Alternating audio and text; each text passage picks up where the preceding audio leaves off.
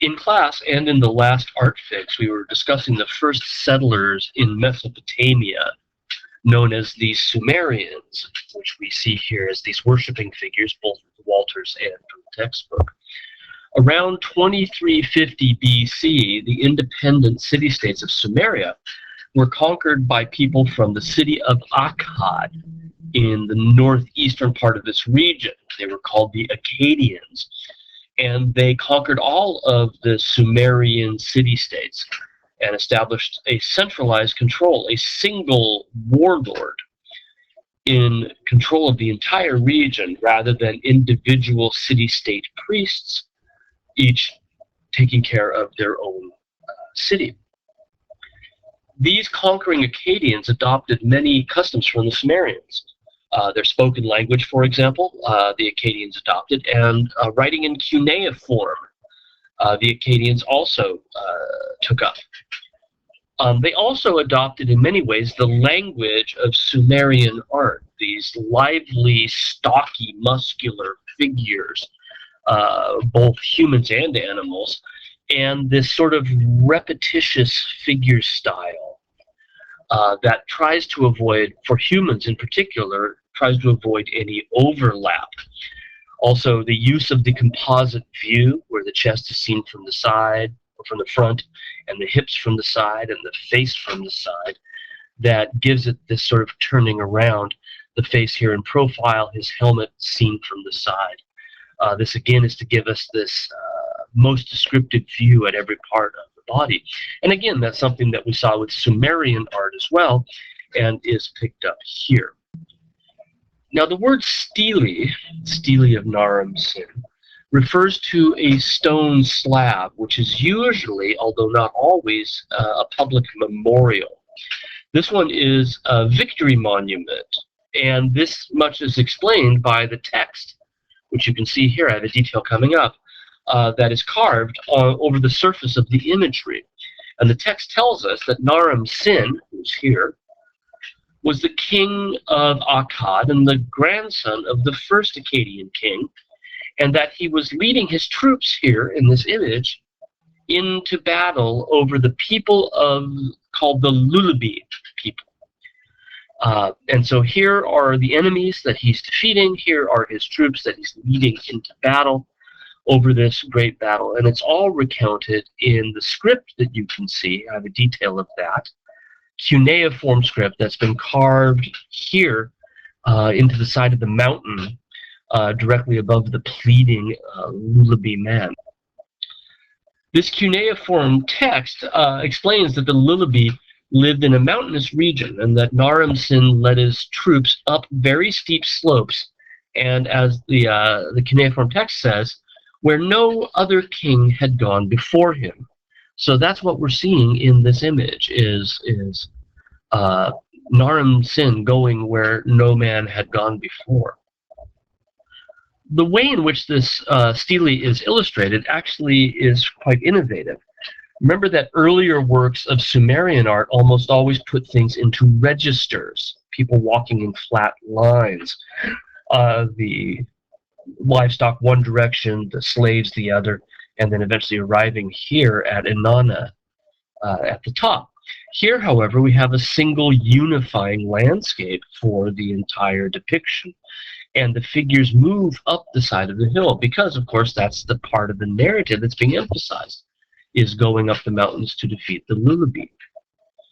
This setting is, of course, important as part of that military victory. Our artist even shows landscape details. Here's a tree growing on the side of the mountain. So again, it's a single setting rather than a series of registers, and this is one of the first times we see this. In this detail, you can also see that Naram-Sin is shown in the act of actually defeating the Lullaby. He tramples one of them under his foot. He puts his foot directly on his body. And you'll notice that the poor body of this fellow is just twisted beyond, almost beyond recognition. Another one has taken a lance or an arrow to the neck that he tries in vain to pull out. There's another Lullaby man here that's being kicked off this cliff, off the side of the mountain, is falling headlong downward. You can see there's his feet and there's his head. And more of them look toward Naram Sin, begging for mercy. This poor fellow up here has his hands to his mouth. This one lifts his arms, hoping for a little mercy from this terrifying leader. The inscription says that this victory made Naram Sin the king of the four quarters of the earth. And what this means is, of course, that he's king of the entire world. The inscription goes on to claim that he is divine, that he has the same status as the gods, that he's in fact a god on earth. And this is very different from the Sumerians, who only claim to be the servants of the local god. He is claiming to be a god himself. And this informs how the artist has depicted him on the stele. There's some very obvious things that make him more godlike. The hieratic scale, for example, the fact that he is so much larger than the other figures. Well, we saw that with priests as well. His placement at the top of the mountain, the only other people higher than him are dying or pleading for mercy.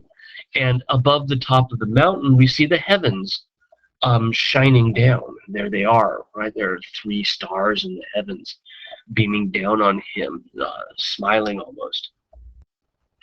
There are also subtle ways in which he's depicted deified. You'll notice that as he leads his army, all of them are adopting his pose, carrying standards again behind him, but each one of them has the left arm bent at a 90-degree angle across the chest to hold weaponry, the right arm behind, left leg mounting the hill, right leg locked below. You'll see he's instilled that sense of order to his troops. But also you'll notice that while he's leading his army in battle, it's really only Naram Sin that's hurt anybody. He's kicked this guy off the cliff, he's trampling on another one, he's speared a third. The army's not really shown doing anything other than following him. Another way that he's shown as a deity is through this horned helmet that he's wearing. That definitely puts him forth as part of the power of nature itself, these animal attributes making him godlike, something we've seen in art going back to some of the earliest works we looked at. And everybody is looking at it, whether they're defeated or following him. And the artist makes this sort of distinction between the defeated Lillabai, all of whom are bent and twisted, and our orderly army marching in step. From this region, we have a second victory stele erected to commemorate the rule of Hammurabi. Around 1800 BC, the kings of Babylon began to rise in power, and Hammurabi, the 6th Babylonian king, was able to consolidate the entire region. And this is now his victory stele, but with a very, very different focus. Naram Sin's was all about military strength. Hammurabi, you've probably heard his name before, celebrates the law that he had written, putting it in public for everyone to see, and literally carved in stone.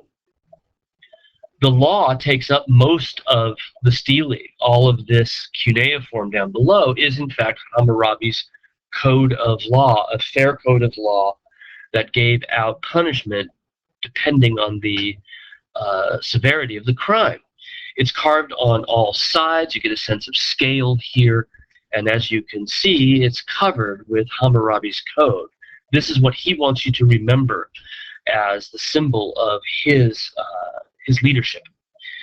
There we see the cuneiform writing still making up the code of law of Hammurabi. If we look at the figurative part of this, you'll notice that Hammurabi no longer appears as an equal to the gods. He's not rivaling the gods for power, but instead he's a servant to the gods. The god depicted here is on the right, and he has that helmet. His name is Shamash, and he is delivering the law to Hammurabi. He wears this 4-horned helmet that shows that he's a deity. His throne is slightly elevated. That also shows that he's a deity. And you'll also notice that he's the one who's speaking. And you can see this gesture. He's holding his hand out, and Hammurabi here, with his arms crossed across his chest is the one who's in the act of listening, almost as if he's lifting a hand to his chin as he tries to understand the law that Shamash is giving him. In many ways, this is quite like a return to the old Sumerian ways, where the leader delivered the will of the gods to the people, rather than presenting himself as a god embodied in and of himself. This idea, of course, does not last. The Assyrians conquered the region around 1000 BC, and they revived the idea of the deified king. But because of some of the works from the Assyrians are housed locally, we'll pick up this discussion in class.